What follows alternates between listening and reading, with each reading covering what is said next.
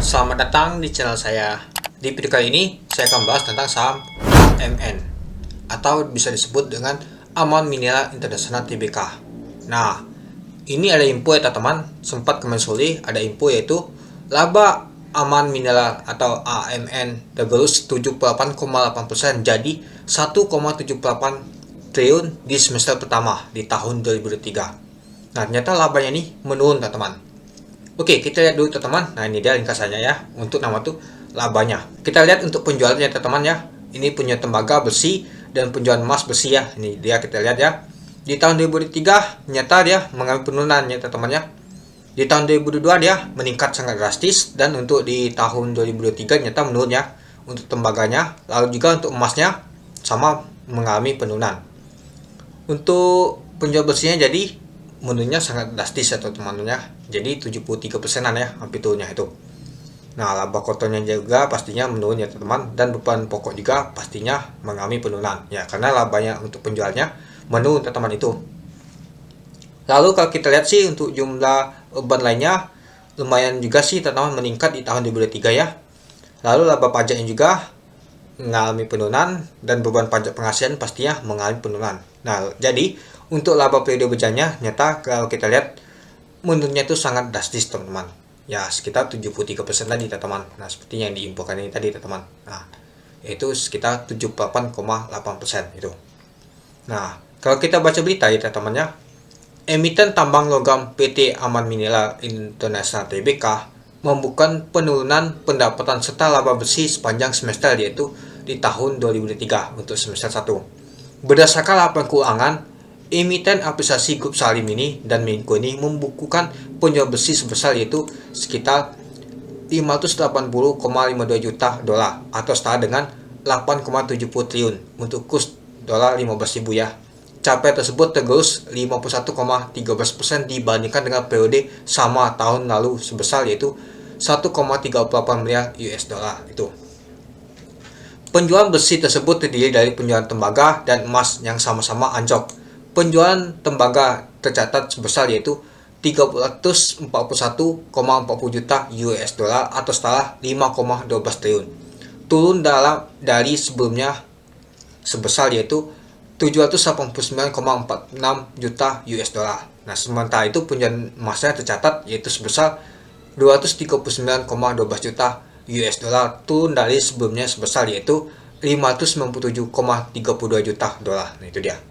Nah, penjualan yang anjlok tersebut disebabkan oleh tertundanya penjualan tembaga dan emas selama 4 bulan. Nah, penyebab dia nih turun labanya nih teman-teman, penjualannya nih karena ini tadi.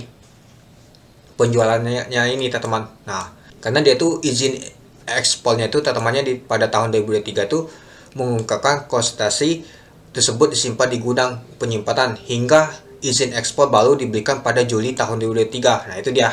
Itu yang menjadi penyebabnya. Jadi di kuartal kedua ini itu anjlok mengenal teman-teman itu. Kemungkinan di kuartal ketiga dia akan naik lagi teman-teman itu. Untuk nama tuh laba besinya. Ya, kalau kita nanti di tahun 2023 nih nyata anjlok benar teman-teman labanya dibanding tahun 2002. Ya alasannya kali ini tadi teman-teman, tertundanya penjualan tembaga dan emas selama 4 bulan ini. Kalau tidak tertunda pastinya dia akan meroket teman-teman. Setidaknya kalau turun nggak terlalu dalam teman-teman itu. Karena izin ekspor AMT ini teman-teman itu dia. Nah, penjualan tembaga AMM mencapai 76 juta pon dengan harga jual rata-rata yaitu 4,48 per pon dan penjualan emas sebesar 119 kilo ons dengan harga rata yaitu 2004 US dollar per ons, kata manajemen dalam keterangan ditulis itu. Penjualan yang anjlok berimbas juga kepada beban pokok penjualan yang turun sepanjang semester 1. Nah, kalau kita lihat ya, ternyata beban pokoknya pastinya mengalami penurunan teman-temannya ini dia. Nah, lalu juga kalau kita lihat ya, nah, hasil laba kuartalnya ikut tergerus juga teman-teman. Nah, jadi laba kuartalnya pastinya tergerus juga. Beban operasional juga pasti mengalami penurunan dan juga jumlah beban operasional mengalami penurunan. Ya, kalau kita lihat sih untuk laba besi untuk berjalannya pastinya mengalami penurunan yang sangat drastis. Itu dia. Oke. Coba kita lihat untuk chartnya teman-teman. Kita lihat untuk chartnya saja lumayan bagus banget nih teman-teman. Dia naik terus teman-teman. Nah, naik ke atas terus. sempat mau ATH teman-teman. Untuk ATH-nya yaitu di 5.950 teman-teman. Nah, dan kemarin itu kalau kita lihat sih sudah nyentuh ya teman-teman ya, 5.975, sedang cetak ATH lagi pada Jumat kemarin. Nah, kemungkinan apakah Senin nanti akan koleksi? Kemungkinan besar akan koleksi teman-teman, itu dia. Nah, kalau kita lihat sih kalau dia koleksi sampai mana? Kalau dia misalkan dia turun terus teman-teman ya, di sini ada titik untuk supportnya teman-teman, yaitu di 4.440. Nah, ini dia. Dan yang paling rendah sekali di sini ya teman-teman ya, kalau kita lihat sih 3.550 untuk titik supportnya itu. Nah, jadi kalau kita bisa mau cicil teman-teman ya, kita tungguin saja teman-teman. Ya di sini ya teman-teman 4.410 dan 3.540 itu. Itu yang paling rendah teman-teman untuk titik supportnya itu. Oke, coba kita lihat untuk bakesamnya teman-teman ya, untuk AMN ini ya, ini dia. Kalau kita lihat sih ternyata untuk underwaternya jualan teman-teman sisi. Dan ternyata ditampung oleh asing teman-teman. BK, AK dan juga ada MG. Ada WB, AI, U. Ternyata asing banyak sekali nampung teman-teman. Untuk di harga AMN ini teman-teman. Ternyata dia beli dia teman-teman untuk AMN ini. Ya, kita nggak tahu sih. Taunya ada berita yaitu laba itu anjlok teman-teman di semester pertama ini. Nah, apakah nanti saham AMN ini akan turun sampai ke sini? Kemungkinan bisa saja, teman-teman. Ya, kalau dia turun, bagus itu, teman-teman. Kita bisa koleksi, teman-teman. Jika teman-teman belum dapat barang. Atau juga kalau ke sini ya kita beli lagi, teman-teman itu. Yang penting jangan all in ya. Kita beli aja sistemnya itu cicil, teman-teman. Karena saham AMN ini bagus, teman-teman, untuk jangka panjang. Kalau kita lihat sih untuk jangka panjang saja lumayan naik terus dia teman-teman sampai ke atas ini. Itu dia. Dari harganya 1.750 sekarang sudah 5.925 teman-teman. Lumayan tinggi banget teman-teman. Ya karena dia naikkan terus harganya. Dan juga dia koleksi juga tidak terlalu parah teman-teman. Dia koleksi tahunnya naik lagi ya teman-teman, itu dia. Dan kemarin penutupan dia naiknya sekitar 4,9% teman-teman. Lumayan tinggi juga sih teman-teman, itu dia. Untuk market cap di AMN ini teman-teman. Kalau kita lihat sih market cap-nya saja sudah tinggi ya teman-teman ya. Sudah masuk ke nomor 3 di market cap di Indonesia ini, di Bursa Efek Indonesia itu.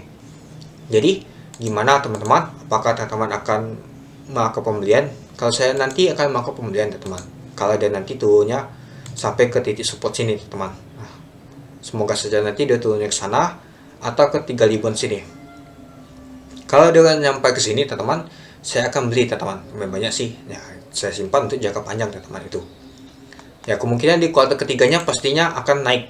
Kenapa saya bilang naik untuk labanya? Ya karena izin ekspornya ini sudah ada teman-teman, sudah disetujui teman-teman, sudah diberikan pada tahun 2023 di bulan Juli kemarin teman-teman. Yang kendalanya itu untuk izin ekspornya ini pada Maret ini. Itulah kenapa dia jadi menurun penjualannya.